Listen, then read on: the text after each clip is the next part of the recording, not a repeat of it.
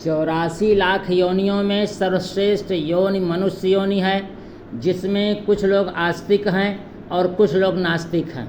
आस्तिक लोग भगवान में श्रद्धा विश्वास रखते हुए नियमित पूजा पाठ अर्चना इत्यादि करते हैं, परंतु नास्तिक लोग सांसारिक माया के कारण धनोपार्जन हेतु भगवान को विस्मृत कर देते हैं, अर्थात भगवान के ही अंश दादा दादी नानी नाना माता पिता इत्यादि जो पितर हो चुके हैं को पितृपक्ष में उन्हें तर्पण नहीं करते, पिंडदान नहीं करते हैं, जिसके कारण पारिवारिक कलह होती है, परिवार का पतन हो जाता है, सुख शांति का अभाव हो जाता है।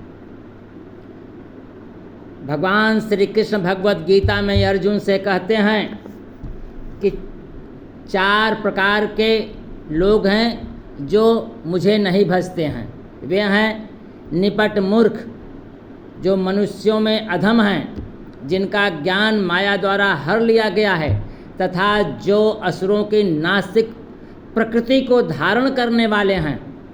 ऐसे दुष्ट मेरी शरण ग्रहण नहीं करते हैं, और ऐसे ही लोग जीवन पर्यंत परेशान रहते हैं। इन दुष्टों के विपरीत कुछ ऐसे लोग हैं जो शास्त्रीय विधि विधानों का पालन करते हुए नैतिक सामाजिक नियमों को मानते हैं और परमेश्वर के प्रति कुछ कम या ज़्यादा भक्ति करते हैं।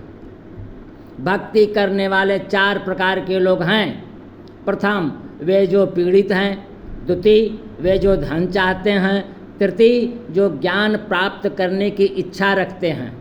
चतुर्थ, जिन्हें परम सत्य का ज्ञान है। ये सारे लोग विभिन्न परिस्थितियों में भी ईश्वर की भक्ति करते रहते हैं, लेकिन ये शुद्ध भक्त नहीं हैं, क्योंकि ये भक्ति के बदले कुछ महत्वाकांक्षाओं की पूर्ति करना चाहते हैं। शुद्ध भक्ति निष्काम होती है, उसमें किसी लाभ की आकांक्षा नहीं रहती है।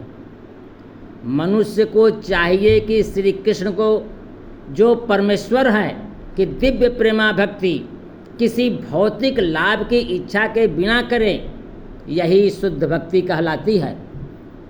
अब आप समझ गए होंगे कि जब ये 4 प्रकार के लोग परमेश्वर के पास भक्ति के लिए आते हैं और शुद्ध भक्त की संगति से पूर्णतः शुद्ध हो जाते हैं, और तभी शुद्ध भक्त कहलाते हैं। जहाँ तक दुष्टों का प्रश्न है, उनके लिए भक्ति दुर्गम है, क्योंकि उनका जीवन स्वार्थपूर्ण, अनियमित तथा निरुद्देश्य होता है।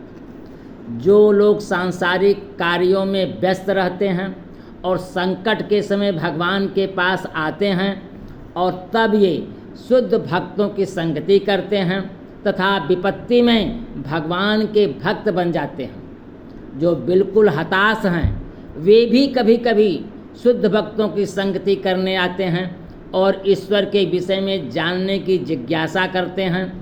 भगवान की कृपा से या शुद्ध भक्त की कृपा से उन्हें साकार भगवान का बोध हो जाता है।